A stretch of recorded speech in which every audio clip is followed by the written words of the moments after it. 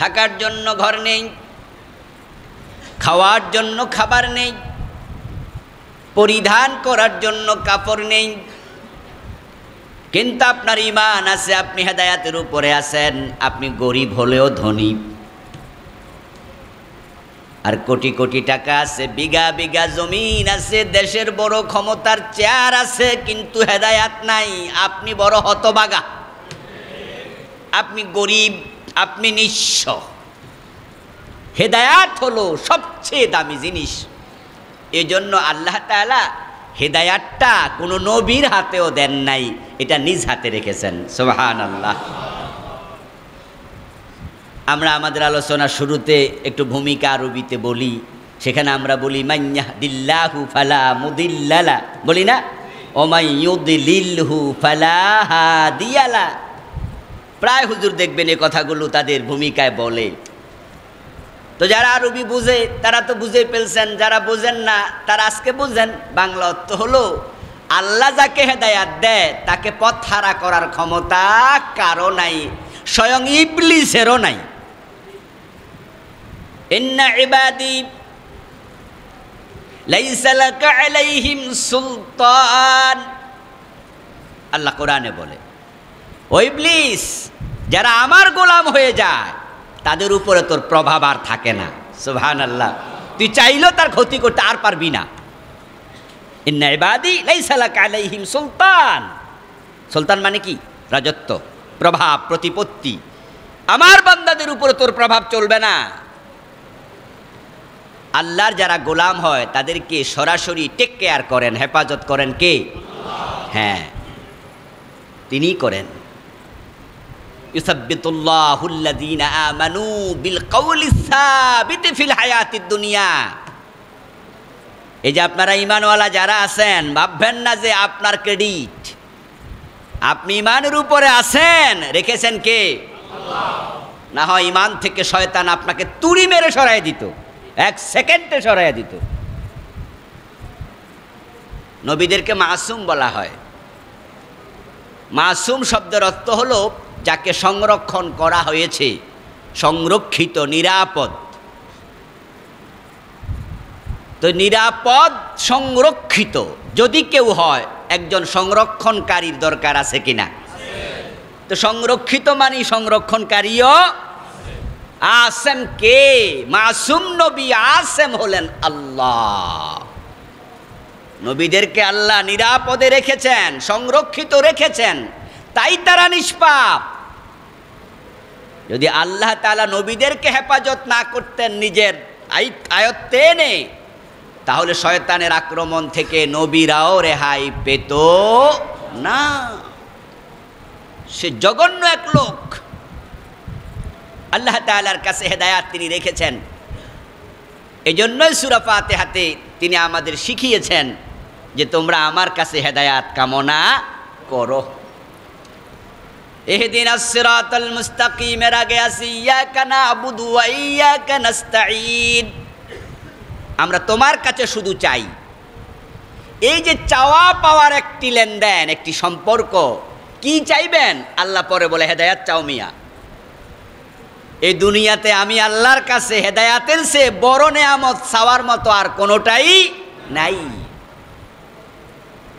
কি চাইবেন? দুনিয়া, টাকা পয়সা, ক্ষমতা, এগুলো তো কিচ্ছু না। ওমাল হায়াতুদ দুনিয়া ইল্লা মাতাউল গুরুর। এই দুনিয়ার জীবন এগুলো মাতা, ইল্লা মাতা, এগুলো চাওয়ার জিনিস না। যারা শুধু দুনিয়া চায় তাদের উপর আল্লাহ রাগ করে, আর যারা দুনিয়াতে আখেরাত দুইটা চায় তার উপর আল্লাহ খুশি হয়। এই জন্য শুধু দুনিয়া চাইতে নাই, চাওয়াবেন রাব্বানা আতিনা ফিদ দুনিয়া হাসানা ওয়া ফিল আখিরাতি হাসানা। আল্লাহ আমি দুনিয়াতেও কল্যাণ চাই, আখেরাতেও চাই। দুনিয়ার কল্যাণের অনেক ব্যাখ্যা আছে, তার মাঝে সেরা ব্যাখ্যা হলো দুনিয়ার কল্যাণ মানে আমি হেদায়াত চাই, আমি দুনিয়াতে ঈমানের উপরে থাকতে চাই। ইয়াকা না'বুদু ওয়া ইয়াকা নাস্তাঈন, তোমার কাছে চাই। কি চাইবেন? আপনি যদি আল্লাহর কাছে শুধু দুনিয়া চান, আল্লাহ আপনাকে নালায়েক মনে করবে। বাংলাদেশের সবচেয়ে পাওয়ারফুল ব্যক্তি প্রধানমন্ত্রী, ক্ষমতার দিক থেকে। তাই তিনি যখন বড় বড় বাজেট প্রোগ্রাম হয়, অর্থমন্ত্রী যদিও অর্থের নেতা, অর্থ বিভাগের প্রধান, কিন্তু প্রধানমন্ত্রীর অনুমোদন ছাড়া অর্থমন্ত্রীও কোনো বাজেট পাস করাতে পারবে না। এজন্য একনেকের মিটিংয়ে, বড় বড় মিটিংয়ে প্রধানমন্ত্রীর উপস্থিতি থাকে। আমার বন্ধু, সব নিয়ামত এক জায়গায় জড়ো করেন, সেটা মাতা হবে, কিচ্ছু না। মাতা বলা হয় এমন নেকড়া, এমন তেনা, যেটা ব্যবহার করতে করতে ছিঁড়ে গেছে, এখন আর ব্যবহারের উপযোগিতা নাই। হ্যাঁ, দা মাতা। নেকড়া বোঝেন তো, জামা ছিঁড়ে গেছে, মহিলারা এটা দিয়ে এবার ঘর মোছে। এ ঘর মুছতে মুছতে মুছতে মুছতে ছিঁড়ে গেছে, এমন সেরা ছিঁড়ছে, এখন এটা দিয়ে আর ঘর মোছাও যায় না, এটা ব্যবহারের উপযোগিতা হারিয়ে ফেলেছে। হ্যাঁ, দা মাতা। এটা হচ্ছে মাতা। তো আল্লাহ তাআলার কাছে সব কিছু মাতা। প্রধানমন্ত্রী দেশের সবচেয়ে বড় বাজেট করে। উনি চাইলে বাংলাদেশের হাজার হাজার অসহায় মানুষকে ঘর বাড়ি বানাইয়া দিতে পারে, যেটা কয়দিন আগে আপনারা দেখেছেন উনি বানাইয়া দিছেও। লাখ লাখ কোটি কোটি টাকার বাজেট করে। উনাকে যদি কেউ দাওয়াত দিয়ে নেয় তার এলাকায়, এমপি মহোদয় দাওয়াত দিয়ে নেয়ার পরে দেখবেন প্রধানমন্ত্রীকে একটি বাণী পাঠ করে শোনায়। কি বলে এটারে? হ্যাঁ, কি পত্র? হ্যাঁ, মানপত্র। এটা মানপত্র পড়ে শোনায়। ওই মানপত্রের মাঝে তার এলাকায় কি কি জিনিস দরকার, মোটামুটি তার প্রথম দিকে কিছু প্রশংসা থাকে, থাকে না? মাননীয় প্রধানমন্ত্রী, আপনি বঙ্গবন্ধু কন্যা, আপনি এই করছেন, ওই করছেন, এরকম কিছু কথা থাকে। কারণ যে ব্যক্তি যেটার পাওয়ার যোগ্য, তাকে তার প্রশংসাটুকু করা উচিত। এখন প্রধানমন্ত্রীকে যতটুকু বলা দরকার, যদিও আমাদের অভ্যাসগত কারণে আমরা একটু বেশি বলি, সেটা খারাপ জিনিস। অতিরিক্ত প্রশংসা জায়েজ নাই, অতিরিক্ত ভালো না, কিন্তু প্রাপ্যটুকু জায়েজ।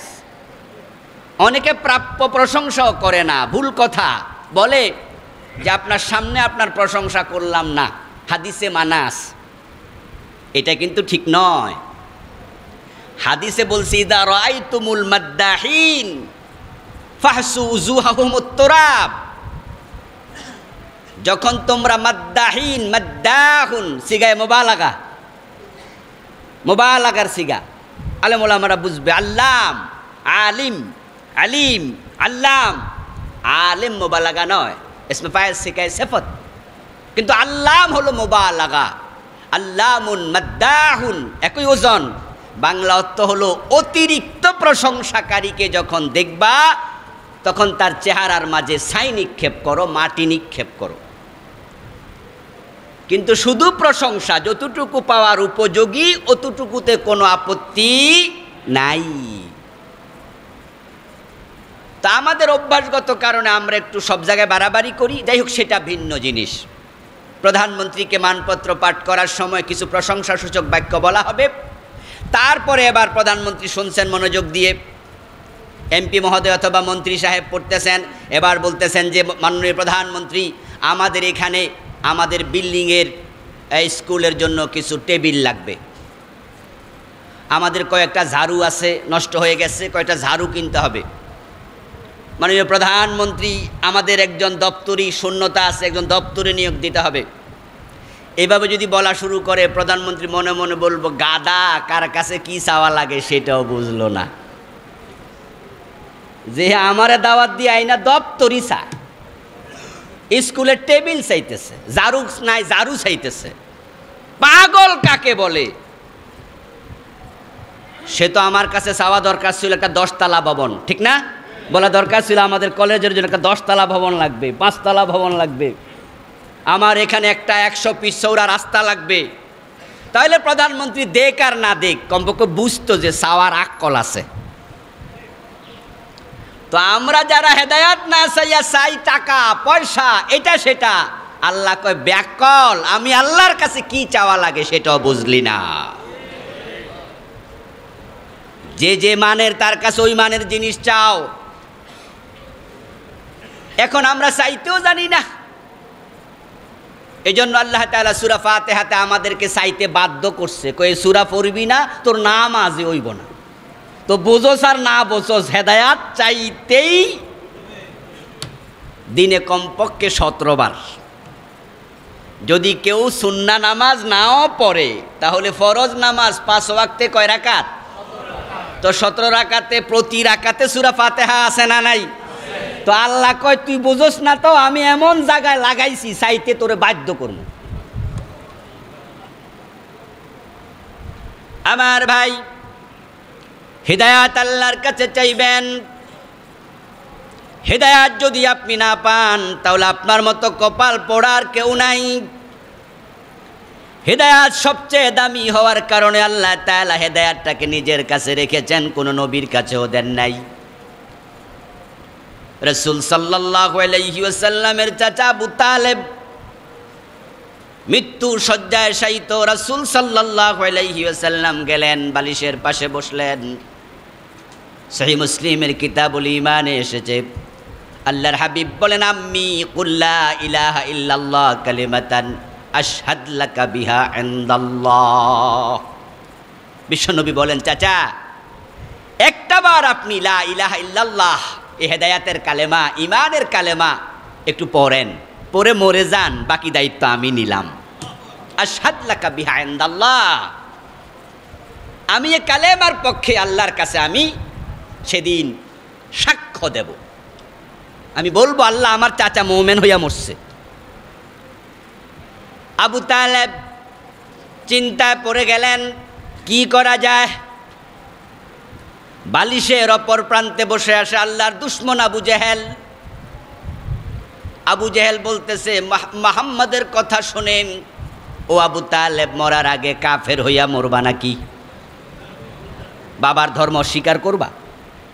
বাবার ধর্ম অস্বীকারী হইয়া কাফের হইয়া মরবা? আবু তালেবের মাথায় লাগলো, আজীবন যে বাবার ধর্ম পালন করে আসলাম, এখন যদি মরার আগে ভাতিজার ধর্ম নেই, মানুষ কি কইব? এবার তিনি একটু মাথাটা তুলে বললেন, লাউলা আন তুআজ্জিরুনি কুরাইশুন লাআকরারতু বিহা আইনাক। ভাতিজা, আমি যদি তোমার দেয়া এই কালেমাটা পড়ে মরে যাই, তাহলে আমার মরার পরে কুরাইশরা আমার বদনাম করবে,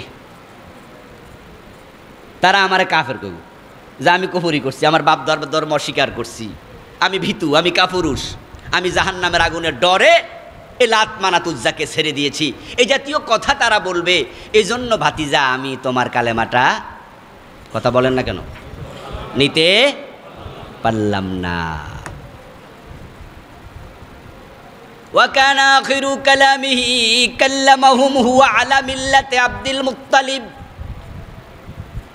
আবু তালেবের শেষ কথা ছিল, ভাতিজা বাবার ধর্মের উপরে গেলাম, তোমার ধর্ম নিলাম না।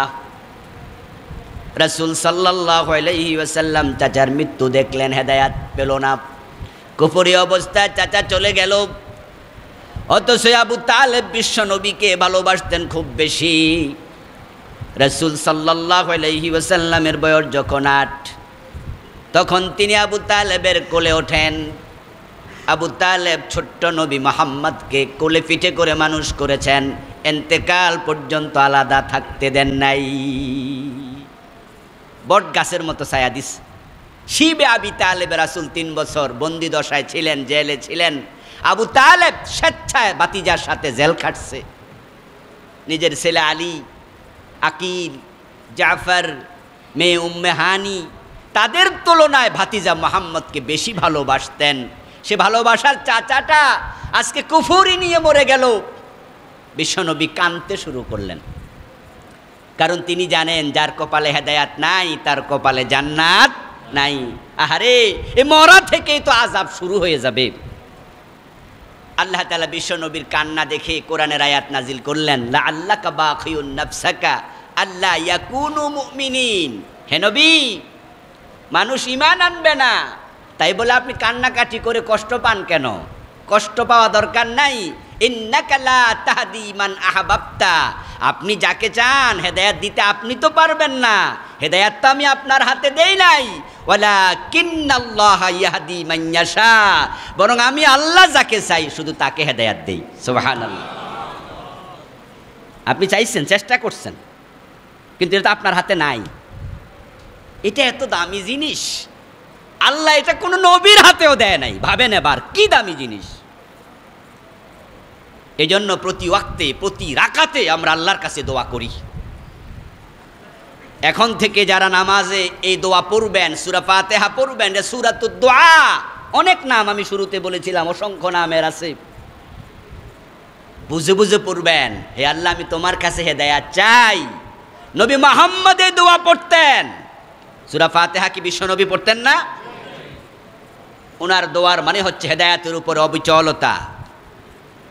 রাসূল হেদায়েতের উপরে ছিলেন, উনি হেদায়েত পান নাই, আল্লাহ আমারে হেদায়েত দেও তা নয়। ওনার দোয়ার মর্ম হলো, আল্লাহ আমাকে হেদায়েতের উপরে অটল রাখো। আর আমরা যারা আছি, আমরা হেদায়েত পাইছি, একবারে 300 টাকার স্টাম্পে লিখে দিতে পারমু? কথা বলে না কেন ভাইরা? পারমু? তবে আমরা আশাবাদী আমরা হেদায়েতের উপরে আছি, কিন্তু আমরা নিশ্চিত নই, আমাদের কাছে ওহী আসে না, এজন্য আমরা জানি না। তাই আমরা দোয়া করি, আর মানে হলো আল্লাহ হেদায়েতের উপরে আমি আশা করে আছি, যদি না থাকি হেদায়েত যেখানে আছে আমাকে সেখানে পৌঁছায়া দাও। আর যে হেদায়েতের উপরে আমি থাকতে চাই, এটার উপরে রেখে আমার মৃত্যু দাও। খুব দামি জিনিস। আল্লাহ তাআলা নিজে এটা কন্ট্রোল করেন, তিনি যাকে চান তাকে দেন। হেদায়াত যদি নবীর হাতে থাকতো, নূহ আলাইহিস সালাম কেনানকে হেদায়াত দিয়ে দিত। হেদায়াত যদি ইব্রাহিম নবীর হাতে থাকতো, বাবা আজরকে হেদায়াতটা দিয়ে দিত। হেদায়াত যদি লূত আলাইহিস সালামের কাছে থাকতো, স্ত্রীকে হেদায়াত দিত। নবী মুহাম্মদ চাচা আবু তালেবকে দিতেন। কিন্তু তারা চেষ্টা করেছেন, চেষ্টার কোনো রকমের ত্রুটি করেন নাই। কেনান ডুবে যাচ্ছে, এই অবস্থা দেখে নূহ আলাইহিস সালাম নৌকার মাঝে বলছে, ইয়া বুনাইয়া ইরকাব মা'না। হযরত নূহ বলো, ও আমার কলিজার টুকরা ছেলে, আমার নৌকায় ওঠ। গাড়িতে উঠতে টিকিট লাগে, ট্রেনে উঠতে লাগে, বিমানে উঠতে লাগে, দামি গাড়িতে উঠতে লাগে। নূহ নবীর গাড়ি, নূহ নবীর কিস্তি অনেক দামি কিস্তি, ওইটাতে উঠতেও টিকিট লাগে, বললেই ওঠা যায় না। এটা কেনান জানে যে ওটাতে উঠতে একটা টিকিট কাটতে হবে, টিকিটের নাম লা ইলাহা ইল্লাল্লাহ। এই নৌকায় চড়তে হলে টিকিট নিতে হবে, কেনান জানে। তাই সে কয় না, আমি উঠব না। সাবিলা জাবালিন ইয়াসিমুনি মিনাল মা। কেনান বলে, আমি আপনার নৌকা উঠবো কোন দুঃখে, ওই টিকিট আমি নেব না। আরে পানিতে ডুবে যাবি তো বেটা, দেখোস না কিভাবে পানি বাড়তেছে। কয় না, পাহাড়ের চূড়ায় উঠবো, বিশাল বড় বড় পাহাড় আছে। হযরত নূহ তখন বলছেন, লা আসিমাল ইয়াউম। আরে আজকে বেটা পাহাড়ও ডুবে যাবে, কেউ বাঁচাইতে পারবে না, ওঠ। কেনান কিন্তু ওঠে নাই। এর মানে চেষ্টা করেছেন, হেদায়াত দিতে পারেন নাই, কারণ হেদায়াত কার হাতে? এটা আল্লাহ সবাইরে দেয় না, সবাইরে এটা দেয় না। কোটি কোটি টাকার মালিক হতে পারবেন, কপালে তাকদিরে হেদায়াত নাই, কেউ দিতে পারবে না। আবার দাসের ছেলে দাস, বাবা গোলাম, দাদা গোলাম, বংশীয় সূত্রে গোলাম, ওই হাফসার কাফরি গোলাম বেলাল, কপালে হেদায়াত আছে, গলায় রশি লাগাইয়া টানছে। বেলাল কালেমা ছাড়ে না। কালেমা ছেড়ে দাও বেলাল, আমরা তোমারে আর মারবো না। বেলাল কয়, কালেমা ছাড়বো না, আহাদ আহাদ আহাদ। একজনের গলায় রশি লাগাইয়া টানে, উনি কালেমা ছাড়ে না। আর আবু তালেবকে রাসূল দিতে চায়, আবু তালেব নেয় না। আবু যর গিফারি, গিফার গোত্র থেকে এসে হেদায়াত পেয়েছেন। মনে তাকাজা ছিল, কোথায় গিফার গোত্র, কয়েকশো মাইল দূর থেকে এসেছেন। আবু যর গিফারি রাসূলকে খুঁজে বের করে কালেমা নিয়েছেন। সালমান ফারসি রাদিয়াল্লাহু তাআলা আনহু, পারস্যের মানুষ, কালেমা পেয়েছে, আর ঘরের চাচা আবু তালেব পায়নি। এই জন্য সবার অন্তরে হেদায়াত পাওয়ার আকুতি থাকা লাগবে। ফামান জাহাদা ফিনা লানাহদিয়ান্নাহুম সুবুলানা। কোরআনে আল্লাহ বলে, তুমি যদি চেষ্টা করো, পথ দেখানো আমার জন্য ওয়াজিব। সুবহানাল্লাহ। তুমি চেষ্টা করো, দায়িত্ব বাকিটা আমার। এখন হেদায়েতটা পাবেন কোথায়? হেদায়েত তো আমরা সবাই চাচ্ছি, আল্লাহ ইহদিনাস সিরাতাল মুস্তাকিম। কোথায় পাবেন? এটা কি বাজারে বিক্রি হয়? টাকা থাকলে কেনা যাবে? ফ্যাক্টরিতে উৎপাদন করা যাবে? তো এটা কোথায় আছে? এই যে চাচ্ছেন প্রতিনিয়ত, আল্লাহ তাআলা এটাও বলে দিয়েছেন। প্রথম সূরা ফাতিহাতে বললেন, বলো ইহদিনাস সিরাতাল মুস্তাকিম, ও আল্লাহ আমাকে সহজ সরল পথ দেখাও, হেদায়েত দাও। দ্বিতীয় সূরা বাকারার মাঝে বলছেন, যালিকাল কিতাবু লা রাইবা ফীহি হুদাল লিল মুত্তাকিন, তোমাদের সামনে এমন এক কিতাব দিলাম যে কিতাবের মাঝে সন্দেহ নাই।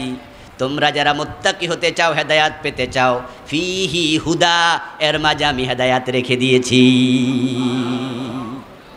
ফিহি হুদা লিল মুত্তাকিন আস-সাইরিনা ইলা তাকওয়া, তোমরা যারা তাকওয়ার রাস্তায় চলতে চাও, ফিহি হুদা। হেদায়াতটা বাজারে পাইবা না, এটা মেশিনে বানানো হয় না, এটা কোনো পীরের বাড়িতে পাওয়া যায় না। আরে নবীর কাছে তো নাই। হেদায়াতের জন্য পীরের বাড়ি যাচ্ছ কেন? আমি হেদায়াত কোনো পীরের হাতে দেই নাই, নবীর হাতেও দেই নাই। তারা হেদায়াতের পথে শুধু ডেকেছেন, ডেকেছেন। পীরও ডাকবে, নবীও ডেকেছেন, আলেম ওলামারা ডাকবে। আবুল কালাম আজাদের কাছে হেদায়াত নাই, তার হেদায়াতও আল্লাহর হাতে। হেদায়াত আল্লাহ বলে আমি রেখেছি আমার কোরআনের মাঝে। সুবহানাল্লাহ। ফামান তাবিআ হুদায়া ফালা খাউফুন আলাইহিম ওয়ালা হুম ইয়াহজানুন। এখন তুমি যদি আমার কোরআনকে ফলো করো, অনুসরণ করো, তোমার আর টেনশন নাই। সুবহানাল্লাহ পড়েন কি নাই? আর কোনো খৌফ নাই, ওয়ালা হুম ইয়াহজানুন, কোনো হাজন নাই, দুশ্চিন্তা নাই। কোরআন এমন এক কিতাব, হাযা হাবলুল্লাহ, এটা আল্লাহর রশি। ওয়াতাসিমু বিহাবলিল্লাহি জামিআন ওয়ালা তাফাররাকু। হাবলুল্লাহ মানে আল কোরআন, তোমরা আল্লাহর রশিকে ধরো। এটা এমন এক রশি যেটাতে শক্ত করে ধরে শুধু থাকতে পারলে হয়, এটা টেনে তোমাকে আল্লাহর জান্নাতে নিয়ে যাবে। তুখরিজান নাসা মিনাজ যুলুমাতি ইলান নূর, এটা আলোর কিতাব। আমিনু বিল্লাহি ওয়া রাসূলিহি ওয়ান নূরিল্লাযী আনজালনা। আমি এই কিতাবকে হেদায়াতের খনি বানিয়েছি, আকর বানিয়েছি। এর মাঝে ডুবে যাও, এর কাছে দৌড়ে আসো, এখানে হেদায়াত খোঁজো। হেদায়াত কোরআনে আছে। হেদায়াত কোথায়? আল্লাহর হাতে হেদায়াত, তিনি কোরআনের ভিতরে রেখেছেন। এখন বাংলাদেশের লোকেরা হেদায়াতের জন্য কোরআনের কাছে বেশি যায় না পীরের কাছে বেশি যায়? আসল কথাটাই কোন? কি কোরআনের কাছে বেশি যায় না হুজুরের কাছে বেশি যায়? হ্যাঁ, হুজুরদের কাছে, পীর সাহেবের কাছে, হুজুর হুজুর একটু হেদায়াতের জন্য। আরে ভাই, হুজুরের কাছে যাবেন, পীরের কাছে যাবেন as a teacher, only as a teacher, শুধু একজন শিক্ষক হিসাবে, আর কিচ্ছু না। পীর সাহেব আপনার হেদায়াত দেবে, পীর সাহেবের হেদায়াত টাকার হাতে, তো উনি তো কাঙ্গাল। আরে আমনে কোন হুজুর আমার হেদায়াতের পথ দেখান, হুজুর কই ইহদিনাস সিরাত, আল্লাহ আমারে আমনে দেখান। আজিব তো। বাদশাহ আলমগীরের কাছে নাকি এক লোক গিয়েছিল। ইতিহাসের কথা সত্য মিথ্যা দুটাই হতে পারে, কাহিনীর শিক্ষাটুকু আমরা নেব।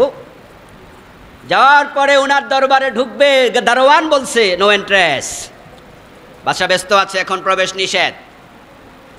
ও দারোয়ান নিয়ে বিনিয়ে, আপনার ভিক্ষুক লোকটাই নিয়ে বিনিয়ে দারোয়ানকে রাজি করছে যে আমার একটু সাক্ষাৎ দেন, আমার খুব দরকার, আমি অসহায় মানুষ, আমি একটু কথা বলে চলে আসবো।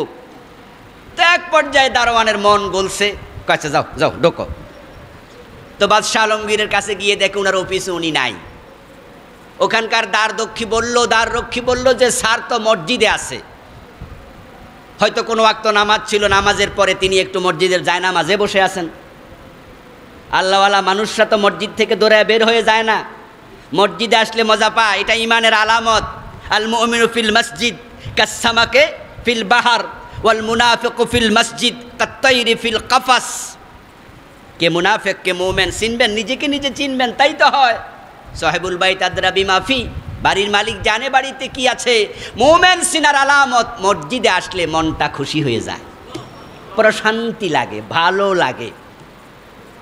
নামাজে দাঁড়াবে, খুব মজা, তেলাওয়াত লম্বা হয়েছে, মজাও বাড়ছে, সেজদা লম্বা হয়েছে, মজা লাগতেছে।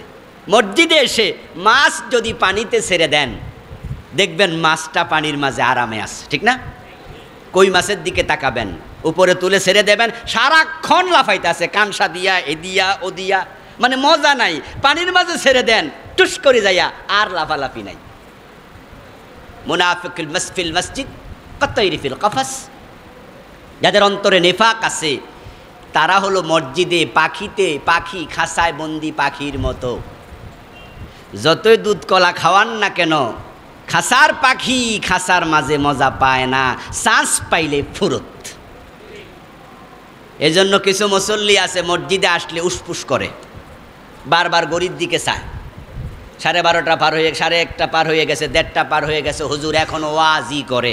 থামা যায় না? হুজুরকে গড়ির দিকে তাকায় তাকায় বুঝায়, ইউ শুড বি স্টপ, এবার থামেন হুজুর।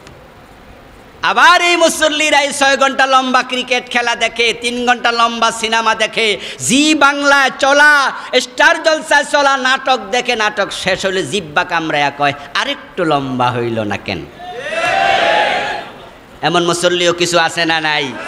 মসজিদে আসলে স্পিচ করে, যাওয়ার চেষ্টা করে। নিফাক, তোমার অন্তরে নিফাক আছে ভাই, নিফাক থেকে পবিত্র হও। বলছিলাম আল্লাহ তাআলার কাছে আমরা হেদায়েত চাইব, তিনি কোরআনে হেদায়েত রেখেছেন। হেদায়েতের জন্য আপনি কোরআনের কাছে না যাইয়া অমুক তমুকের কাছে যাচ্ছেন, আল্লাহ এতে নারাজ হয়। কি হয়? আল্লাহ নারাজ হয়। আমি হেদায়েতের জন্য কোরআন দিলাম, প্রতি ওয়াক্তে আমার কাছে চাইতে শিক্ষা দিলাম, তুই বুঝলিও না, চাইলিও না, কোরআনটা ঘরের তাকে পড়ে আছে। আরে ভাই, কোরআনের কফি কতটা সুন্দর, উপরে কোনো আঁক নাই, কোনো ময়লা নাই, একবারে ঝকঝক করতেছে কফি, বোঝা যাচ্ছে আপনি পড়েন না, পড়লে এত সুন্দর থাকতো না। আর যে কোরআন উল্টানোর পরে দেখা যায় পাতায় একটু ভাঁজ পড়ে আছে, ওখানে একটু কেমন ময়লা হয়েছে, বোঝা যাবে সে এটা পড়তেছে। কোরআন আছে ঘরের তাকে, শুধু বাবা মরলে তারপরে পড়ব, অথবা রমজান আসলে পড়বেন। কোরআনের হেদায়াতের কিতাবের কাছে গেলেন না, কোথায় গেলেন? অমুক তমুক হুজুরের কাছে হেদায়াতের জন্য।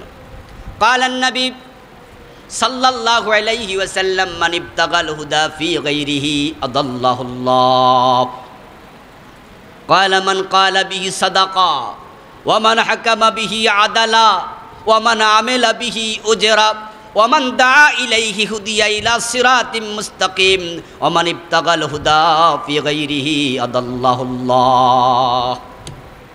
আল্লাহর হাবিব সাল্লাল্লাহু আলাইহি সাল্লাম বলতেছেন যে কোরআন দিয়ে কথা বলবে সে সত্যবাদী, যে কোরআন দিয়ে বিচার করবে সে ন্যায় বিচারক, যে কোরআন দিয়ে আমল করবে সে পুরস্কার পাবে, যে কোরআনের দিকে ডাকবে তাকে হেদায়াত দিয়ে দেয়া হবে, আর যে কোরআন বাদ দিয়া অন্য জায়গায় হেদায়াতের জন্য যাবে তাকে পথ হারা করে দেয়া হয়। মান ইবতাগাল হুদা ফি গায়রিহি আদাল্লাহুল্লাহ।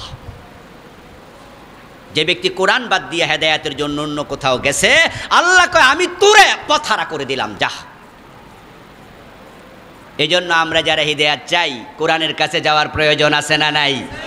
কোরআন পড়তে হবে, বুঝে বুঝে পড়বেন, বুঝে বুঝে পড়বেন। আরে আমি কষ্ট পাই আমাদের দেশের চরিত্র, মানুষের চরিত্র দেখে, দেশের অবস্থা দেখে। একজন MBBS ডাক্তার, একজন ইঞ্জিনিয়ার, একজন MA পাস। একটু হিসাব করেন তো, ক্লাস 1 থেকে MA ক্লাস পর্যন্ত, মাস্টার্সের শেষ পর্ব, মেডিকেল সায়েন্সের লাস্ট ইয়ার পর্যন্ত, বুয়েটের শেষ সেমিস্টার পর্যন্ত যতগুলো বই পড়ছেন, ওই বইগুলো যদি একটার উপরে একটা রাখা হতো, মাথার উপর ওঠার সম্ভাবনা আছে কিনা? 1 থেকে যত বই আমরা পড়ছি, আরই একটার উপরে একটা রাখলে সবার মাথার উপরে চলে যাবে। এত বই আপনি পড়ে ডাক্তার হলেন, এত বই পড়ে ইঞ্জিনিয়ার হলেন, এত বই পড়ে মাস্টার্স পাস করলেন, আর কোরআন শরীফ তো এইটুকু, এটাই পড়া হলো না। ওটুকু এটুকুটাই পড়া হলো না, জীবনটা শেষ হয়ে গেল। এই জন্য আল্লাহ বলছে, বাল তুসিরুনাল হায়াতাদ দুনিয়া, তোমরা দুনিয়া পাইয়া পাগল হয়ে গেছো, দুনিয়াকে প্রাধান্য দিয়েছ। মেডিকেল সায়েন্সে পড়বেন, বড় ডাক্তার হবেন, তারপরে কি হবে? তারপরে আবার কারি টাকা কামাবেন। তাই আরও বই লাগলে আরও পড়ব, ব্যারিস্টার হবেন, ইঞ্জিনিয়ার হবেন, টাকা লাগবে, টাকা কামাবেন, আরও লাগলে আরও পড়ো। আমরা পরীক্ষা দিছি 1100 নাম্বারের মেট্রিক পরীক্ষা, 100 নাম্বার অতিরিক্ত আর 1000 কম্পালসারি, আর এখন নাকি 1300 না 1400 হয়ে গেছে। সামনের দিকে আরও বাড়বো, কোনো আপত্তি নাই। নতুন নতুন সাবজেক্ট জয়েন হয়েছে, যেমন এখন যে কম্পিউটার সায়েন্স, আমাদের সময় এটা ছিল না।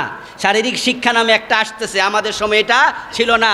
আন্তর্জাতিক যোগাযোগ, নতুন নতুন সাবজেক্ট আসছে, আমাদের সময় ছিল না। কোনো শিক্ষিত লোক আপত্তি করেনি যে কম্পিউটার নামে 100 নাম্বার কেন পড়াবেন, না না পড়াও, আরও দেন, কারণ দুনিয়ায় লাগবে। তো দুনিয়ার জন্য 900-র জায়গায় 1100, 1100-র জায়গায় 1800, আখেরাতের জন্য মাত্র তো 200, 100 কোরআন 100 হাদিস। ওটার কি খবর? ওটার খবর নাই। এমন সিলেবাস আমরা বানাইছি, এটারে মানুষ হওয়ার সিলেবাসই বলা যায় না। যারা অনার্স বাংলায় পড়ে, অনার্স ইংরেজিতে পড়ে, বায়োলজি, রসায়ন, জীববিদ্যা অথবা এক্সেট্রা এই জাতীয় সাবজেক্টে অনার্সে আপনারা অনেকে পড়েছেন, অঙ্ক পড়েছেন। বলুন তো, ফার্স্ট ইয়ার থেকে লাস্ট ইয়ার পর্যন্ত 4টা অজুর ফরজ আছে এটার মাঝে, এই কিতাবের মাঝে? 13টা আরকান হাকামের শিক্ষা আছে। আচ্ছা, গোসল কেমনে করা লাগে শিখানো হয়েছে? মা বাবার খেদমত কেমনে করতে হয় শিখানো হয়েছে? সন্তান কেমনে মানুষ করতে হয়, আইডিওলজি কি, ক্রাইটেরিয়া কি, সেখানে সিলেবাসে আছে। তো আপনি মানুষ হইবেন কি দিয়া? আপনার সিলেবাসে তো নাই। এই জন্য আমি এমন এম এ পাশের সাক্ষাৎ পেয়েছি যে এম এ পাশটা একামতটাও পারে না। এমন ইঞ্জিনিয়ার আমি পেয়েছি যে ব্যক্তি নামাজের নিয়ত কেমনে করে এটাই জানে না। এমন এম এ পাশ আমি পেয়েছি। লোকমান হাকিমের নাম বললাম কয়দিন আগে এক প্রসঙ্গে, আমার কয় এটা আবার কেডা? যে লোকমান হাকিমের নামটা শোনে নাই, ঢাকা ইউনিভার্সিটি থেকে মাস্টার্স কমপ্লিট করেছে। আমি বড় আশ্চর্য হলাম, বলে কি রে যে লোকমান হাকিমের নামটাই শোনে নাই, আমার কয় উনি কেডা? অথচ এরিস্টটলের নাম সে জানে না। কথা বলেন না কেন? জানে। কার্ল মার্কসের নাম, মাও সেতুংয়ের নাম, কিন্তু লোকমান হাকিমের নামটা জানে না, যার নামে কোরআনে আলাদা একটা সূরাই আছে। এর মানে সিলেবাস থেকে আমরা কিচ্ছু পাচ্ছি না। যাই হোক, জাতি পাচ্ছে না কারণ সরকার যারা ক্ষমতায় ছিল, যারা আছে, তারা কেউ কোরআনের পক্ষের সরকার না। এই জন্য সিলেবাসে কোরআন ঢুকায় না। এমনি মুখে বলে যে আমরা ইসলামের জন্য এই করছি, ওই করছি, সব মিথ্যা কথা। এগুলো মন ভুলানো কথা। প্রাইমারি স্কুলে 100 নাম্বার কোরআন ঢুকাইয়া দাও, 100 নাম্বার হাদিস ঢুকাইয়া দাও, পড়াতে শুরু করো ক্লাস 1 থেকে আলিফ বা তাসা, ক্লাস 2তে এসে আস্তে করে আলিফ লাম মিম পড়াতে শুরু করো, আমপারা, ক্লাস 6-7 থেকে টুক টুক করে তাফসির অনুবাদ পড়াও, মাস্টার্স পর্যন্ত 100 কোরআন 100 হাদিস রেখে দাও। এদেশের প্রত্যেকটা ছেলে জেনারেল লাইনে পড়ে পিএইচডি করবে, ডাক্তার হবে, ইঞ্জিনিয়ার হবে, প্রফেসর হবে, সাথে সাথে কোরআনের বড় আলেম হয়ে যাবে। প্রত্যেকটা ঘরে বাবার জানাজার নামাজের ইমাম থাকবে, হুজুর ডাইকা পড়ানো লাগবে না। অসুবিধা কোথায় ছিল? দুনিয়ার প্রয়োজনে যদি আমি ইংরেজি শিখতে পারি হুজুর হইয়াও, তা আখেরাতের প্রয়োজন আপনি স্যার হইয়া কোরআন কেন শিখবেন না? তাহলে কথা স্পষ্ট, বল তুসিরুনাল হায়াতাদ দুনিয়া। আপনি দুনিয়া পেয়ে খুশি হয়ে গেছেন, আর দুনিয়া পেয়ে যে খুশি হয়ে যায় তার কপালে আখেরাতের শান্তি।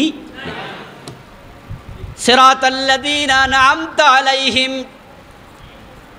আমরা আল্লাহর কাছে এবার বলছি, আল্লাহ আপনার কাছে আমরা হেদায়েত চাই, রাস্তা চাই, সঠিক পথ চিনতে চাই। আমরা তাদের পথ চাই যাদেরকে আপনি নেয়ামতে অভিষিক্ত করেছেন। হেদায়েতের রাস্তা একটা, হেদায়েতের পথটা সোজা।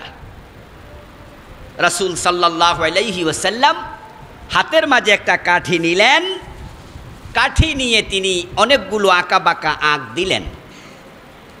তারপরে আঁকা বাঁকা আঁকগুলোর মাঝখানে স্ট্রেট সোজা একটা টান মারলেন। ওখানে যে কয়জন সাহাবী ছিল তাদেরকে বললেন, এই যে আমি কিছু আঁকা আঁকি করলাম, কিছু বুঝছো? ওরা বলো, হুজুর কিছু তো বুঝি নাই। তবে আপনার মতো মহামানব অযথা আঁকা আঁকি করার কথা না, এর মাঝে নিশ্চয়ই কিছু একটা।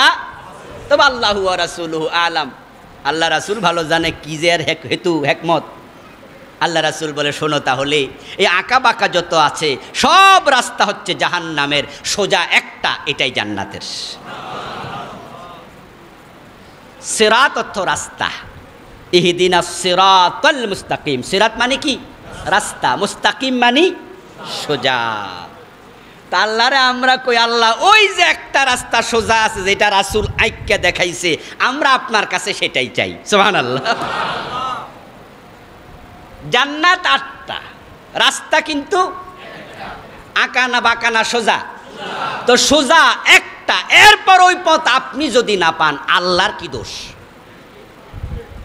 আপনার বাড়ি যদি বরিশালের অজপাড়া গায়ে হয়, অথবা আপনার বাড়ি হয় নোয়াখালীর চরে, এমন যদি হতো ঢাকা আসার জন্য একটা রাস্তা সরকার বানাইছে একদম সোজা, জীবনে কোনোদিন আসেননি ঢাকায়, চৌকো নাই, ল্যাংরা টাইপের মানুষ, এরপরেও যদি আপনাকে কেউ দইরা আইনা রাস্তায় তুলে দেয়, ঢাকাইতে কষ্ট হইব? হামাগুড়ি দিলেও তো পারবে না, রাস্তা তো সোজা। আল্লাহ রাসূল পাঠাইলো, হুজুর পাঠাইলো, পীর পাঠাইলো, বুজুর্গ পাঠাইলো, আবুল কালাম আজাদদের মতো খতিব পাঠাইলো, কোরআন পাঠাইলো, এরপরও এত আর শুই না আপনি হেদায়াত পান না, দোষটা কি আল্লাহর? আর হেদায়াত না পাওয়ার পিছনে মূল কারণ যেটা, সেটা হচ্ছে আল্লাহ রেগে গেছে। আপনার চরিত্রের কারণে আল্লাহ রাগ হইয়া গেছে। আপনি তো হেদায়াতের জন্য কোরআনের কাছে আসেন না, আপনার বয়স তো 80, আপনি কোরআন দেখে দেখে পড়েন নাই, পড়ার চিন্তাও নাই। এটা যে ইম্পর্টেন্ট একটি বিষয়, তার আপনার অন্তরে এটা নিয়ে কোনো তামান্না নাই, কষ্ট নাই, কৌশেষ নাই। 4টা ছেলে, 4টাই বড় বড় শিক্ষিত, একটাও কোরআন পড়তে পারে না, এমন বাবাও আছে না নাই? তো এই বাবা হেদায়েত পাবো কেমনে, তার ছেলেরা পাবে কেমনে? তা আমরা বলছি, আল্লাহ আপনি আমাদেরকে হেদায়াতের পথ দেখান। এখন হেদায়াত কাটটা, কোনটা? যারা দেওয়ানবাগে গেছে তাদেরকে বোঝানো হয়েছে যে আপনারা হেদায়াতের রাস্তায়, বোঝানো হয় নাই? তাই তারা একা যায় না, সাথে আরো পরবর্তী মাহফিলে যাইতে একজন রে লইয়া যায়, কারণ তার মনে আশা হলো যে হেদায়াতটা আমি পাইছি, এটা আমার ভাইও পাক। যারা আমরা সরসিনায় গেছি আমরা আরেকজন নিয়ে যাই, যারা আমরা চরমোনায় গেছি আরেকজন নিয়ে যাই। আমি যেই দল করি আপনারে টেনে আমার দলে আনতে চাই। আমি চাই যে আমি যে রাস্তায় আছি আমার ভাইও আসুক, সবাই মনে করে আমরা হেদায়াতের উপরে আসি। যারা শিয়া তারা কি বই লেখা লেখা বিতরণ করে না? আমাদের কাছে এসে দাওয়াত দে, হুজুর শিয়া এই বইটা একটু পড়েন। যারা খ্রিস্টান তারা গাড়ির মাঝে উঠে দেখবেন যে বাইবেল বেচে, বাইবেল বিক্রি করে, সরি বিনা পয়সায় ছোট ছোট বই বানায়, আপনারা পেয়েছেন কিনা জানি না, বিভিন্ন জায়গাতে বিতরণ করে পবিত্র বাইবেল। অর্থাৎ সে আপনাকে খ্রিস্ট ধর্মের দিকে ডাকছে, সেভাবে এটাই হেদায়াতের রাস্তা। কোরআনে আল্লাহ বলছেন, কুল্লু হিজবিম বিমা লাদাইহিম ফারিহুন। শয়তান প্রত্যেক মানুষের কাছে যাজ্জানা লাহুম আমালাহুম। কোরআনে আল্লাহ বলে শয়তান তাদের কাছে তাদের আমলকে সুশোভিত করে তুলে ধরে। এখন সবাই ভাবে হেদায়াতের উপরে আসি, এই জন্যই দোয়ার এখানে শেষ নয়। ইহদিনাস সিরাতাল মুস্তাকিম বলে আল্লাহ কমপ্লিট করে দেননি, ব্যাখ্যা করেছেন সিরাতাল্লাযিনা আনআমতা আলাইহিম। তাদের পথ চাই যাদেরকে তুমি নেয়ামত দিয়ে দিয়েছ। তাহলে আপনি হেদায়াত চাইবেন, তাদের পথ, তাদের রাস্তা, তাদের হেদায়াতের মতো আমার হেদায়াত। ও আল্লাহ, যাদেরকে তুমি অলরেডি নেয়ামত দিয়ে দিয়েছ। এখন কারা নেয়ামত পেয়েছে? এই আয়াতের ব্যাখ্যা আল্লাহ নিজে আরেক আয়াতে করেন, উলাইকা মাআল্লাযীনা আনআমাল্লাহু আলাইহিম মিনান নাবিয়্যিনা ওয়াস-সিদ্দীকিনা ওয়াশ-শুহাদাই ওয়াস-সালিহিন ওয়া হাসুনা উলাইকা রাফিকা। সুবহানাল্লাহ। কিছু গোপন নাই, সব ব্যাখ্যা করা আছে। আল্লাহ তাআলা বলছেন নেয়ামত কারা পেয়েছে শোনো। আনআমাল্লাহু আলাইহিম মাজিদ সিগা, আনআমতা মাজিদ সিগা, আনআমা এটাও মাজিদ সিগা, দুইটাই অতীতকালের শব্দ। আমি আল্লাহ নেয়ামত দিয়েছি কাদেরকে? মিনান নাবিয়্যিন, আমার নেয়ামত প্রাপ্ত হলো নবীরা, ওয়াস সিদ্দিকিন সিদ্দিকেরা, ওয়াস শুহাদা শহীদেরা, ওয়াস সালেহিন সালেহিনরা। এখন নবীরা নেয়ামত পেয়েছে, তার মাঝে আমরা সবচেয়ে বেশি চিনি একজন নবীকে, তিনি কে? মুহাম্মাদুর রাসূলুল্লাহ। উনি নিয়ামত পেয়েছেন, আরও নবীরাও পেয়েছে, তবে আমাদের সাথে উনার পরিচয় সবচেয়ে বেশি। তাহলে আল্লাহ, আমি নবী মুহাম্মদের রাস্তা চাই, উনি যে রাস্তায় ছিল আমি সেটা চাই। এখন নবী মুহাম্মদুর রাসূলুল্লাহ সাল্লাল্লাহু আলাইহি ওয়াসাল্লাম কোন রাস্তায় ছিলেন তা জানতে হলে হাদিস পড়া দরকার আছে না নাই? হাদিসই তো হলো নবীর সিরত। বিশ্বনবী যা করেছেন, যা বলেছেন সেটাই তো হাদিস। তাহলে উনার রাস্তা চিনতে হলে আপনাকে হাদিস পড়তে হবে। ও দোস্ত, হাদিস কোরআন বাদ দিয়ে আপনি হেদায়েতের উপরে আছেন এটা মনে করার কোনো সুযোগ নাই। আচ্ছা, আপনাদের কারো কাছে যদি 1000 টাকার নোট কেউ দেয়, বাজারে এখানে সেখানে আপনি যখন লেনদেন করছেন, 500 টাকার নোট, 1000 টাকার নোট যখন দেয়, তখন কি হাতে পাইলে পকেটে ঢুকান নাকি একটু টিপ্পা দেখেন? যারা চুপ করে আছেন তারা একটু বলেন, ডাইরেক্ট ঢুকান নাকি যাচাই করেন? কোনায় টিপটাপ মারেন তো? এর আসল না নকল একটু দেখি, না হয়তো ঠকে যাব, ভেজাল তো আছে। আচ্ছা, যদি 1000 টাকার ব্যাপারে এত সতর্ক হন, টিপে টেপে দেখে, শুধু টিপে না ভাই, কোনা মিলা, এটা মিলা, ওটা মিলা, এক বেডারে দেখলাম টাকা আমি দিছি আর অনেক গোসল এভাবে কইরা টইরা পরে এমনি চাপ মারছে। আমি কই ভাই এটা করলেন কি? সোজা হইলে আসল, বেয়া থাকলে নকল। আরেকদিন দেখলাম এক বেড়া এক কোনা পানিত ভিজাইছে। আমি বললাম এটার মানে কি? হুজুর, পানিত ভিজাইলে যদি নেতিয়ে যায় নকল, সোজা থাকলে আসল। ও বাবা, এত বুদ্ধি! 1000 টাকা ঠকে যাবে, এত চেষ্টা, এত প্রচেষ্টা, এত যাচাই, ইমানটা আসল না ভেজাল, হাদিস থেকে কোরআন থেকে যাচাই করা দরকার আছে না নাই? তো পড়লেন তো না, যাচাই কিসের? ও হুজুর কইছে চলো। এখন আবার মাইজবান্ডার দরবার শরীফে গেছে, হুজুর কইছে এটাই জান্নাতের রাস্তা, ঢোল একা বাজাইলে চলবে না, বউরে লইয়া বাজাও। বাবা, এবার বাড়ি যাইয়া ঢোল বাজাচ্ছে, বউ লাপায়, জামাইও লাপায়, ইল্লাল্লাহ আল্লাহ আল্লাহ জিকির করছে, গা ঘামে ভিজা গেছে, মনে মনে কয় জান্নাত বাড়ির কাছে আইসা গেছে। যাচাই কিন্তু করলো না। যেই যে আমি আমার পীরের কাছে বউ নিলাম, আমার পীর আমার বউয়ের মাথা মুচ্ছা দেয়, মাথা মুচ্ছা দেয়, দোয়া করে দিচ্ছে, আর মনে মনে কয় বাহ, তোর কপাল খুইলা গেছে, হুজুর তোরে দোয়া করছে। পর্দা করা নফল না ফরজ? কোরআন পড়লে আপনার ইমান আপনাকে বলতো এটা ভণ্ড ফির। যেই ফির আমার বউরে সামনে নিয়ে দোয়া করে, বুঝতে হবে তার মতো ভণ্ড আর তার দেখানো পথ আসল পথ হতে পারে না। এই জন্য মিনান নবিয়্যিন, আল্লাহ হেদায়েত চাই নবীর রাস্তা। আলহামদুলিল্লাহ সুম্মা আলহামদুলিল্লাহ। বাংলা ভাষায় বুখারী, মুসলিম, ইবনে মাজাহ, আবু দাউদ, তিরমিজি, সিয়াসিত্তার বাহিরেও আরও অনেক কিতাব অনুবাদ হয়ে গেছে। নিজে ঘরে বসে আল্লাহর রাসূলের হাদিস পড়ার সুযোগ আছে না নাই?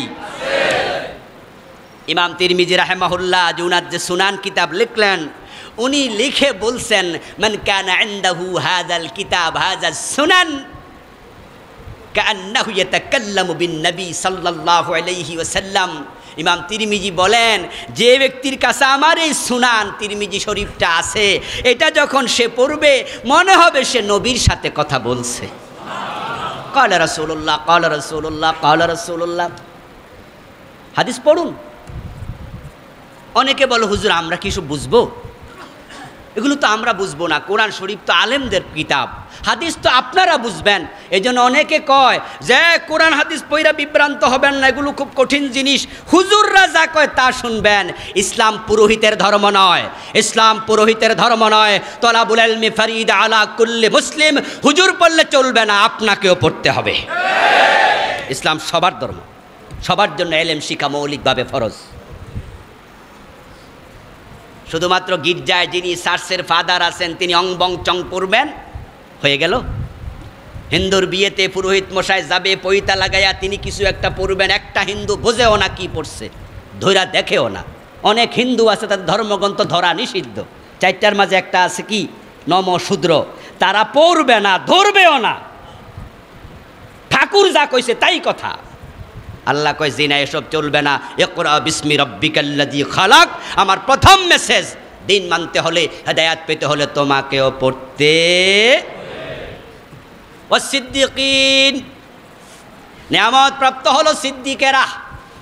সিদ্দিকিন বহু বচনের সিগা, সিদ্দিক একা না। তবে কে সিদ্দিক? যে সত্যবাদী, সত্যের উপরে থাকে, সেই হলো সিদ্দিক। অধিক সত্য কথা বলে, মিথ্যার চিন্তাও করে না, সত্য পাইলে আঁকড়ায়া ধরে মিথ্যাকে ছুঁড়ে ফেলে দেয়, সে হলো সিদ্দিক। এখন আমরা কেমনে বুঝবো কে সিদ্দিক? চিনি তো না সবাইকে, তবে একজনকে চিনি, তিনি আবু বকর।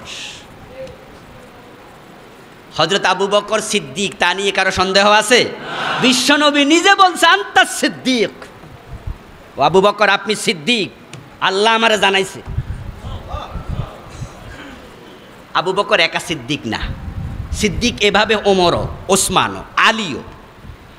কিন্তু আবু বকরের বিষয়টা স্পষ্ট। তাহলে আমরা আল্লাহ হেদায়েত চাই তোমার কাছে আবু বকরের মতো। সুবহানাল্লাহ পড়েন। আবু বকর যে রাস্তায় চলছে আমি সেটা চাই। এবার বলুন তো, আবু বকর সিদ্দিক কি বিশ্বনবীর কথার বাহিরে চলেছে? তা আপনি চলবেন কিভাবে? তাই আবু বকরের মতো হওয়া লাগবে। রাসূল যা বলেছে কোনো কথা নাই, সামিনা ও আতানা, শুনলাম আর মানলাম। ও শুহাদা, শহীদদের রাস্তা। কারা শহীদ? আমরা সবারটা জানি না, আমরা সবারটা জানি না। যুদ্ধের মাঠে মরলে শহীদ হয় না, অন্তরের মাঝে চিন্তার ব্যতিক্রম থাকার কারণে যুদ্ধের মাঠে মরার পরেও শহীদ হওয়া যায় না। কিন্তু আমির হামজা যে শহীদ, রাসূলের মুখে আমরা শুনেছি। সুবহানাল্লাহ পড়েন। তাহলে হামজার পথ আমরা চাই। সালেহুন, যারা সালেহীন, আল্লাহ নবী সাহাবারা, তারা হচ্ছে অরিজিনাল সালেহ, তাদের রাস্তা আমরা তোমার কাছে চাই। তাহলে এখন যদি হেদায়েতের পথে চলতে চান, সাহাবীদের জীবনী জানা দরকার আছে কিনা? তাদের মতো আপনি হতে চান তো? কত পড়লেন, ডেল কার্নেগির লেখা পড়লেন, কবি নজরুলকে পড়লেন, রবীন্দ্রনাথকে পড়লেন, বঙ্কিমচন্দ্রকে পড়লেন, কত পড়লেন। অনেক শিক্ষিত ভাইদের সাথে মাঝে মাঝে কথা হয়, টকশো হয়, তখন দেখি দারুণ জানে, কিন্তু দিনের ব্যাপারে বলে কি? এই তো গত আগের সপ্তাহে একজন মন্ত্রীর সাথে আমার একটি টকশো হয়েছিল একটা চ্যানেলে, সাবেক মন্ত্রী। উনি শুরুতেই আমাকে বললেন, অফলাইনে, যখন অনলাইনে শুরু হয়নি প্রোগ্রাম, উনি আমার বলছে, হুজুর আপনার সাথে কথা বলবো আজকে, ডর লাগতেছে, আমি তো কিছু জানি না, আপনার ছাত্রের মতো, বয়স আমার অনেক বেশি। অনলাইনে এসে আবার এই কথা তিনি বারবার বলছিলেন, এটা তার বিনয় যে আসলে আমরা জানি না কিছু। কিন্তু আমি প্রশ্ন করতে চাই, কেন জানেন না? জানা কি ফরজ ছিল না? বিনয় আপনার আছে, এই জন্য আপনাকে থ্যাঙ্কস।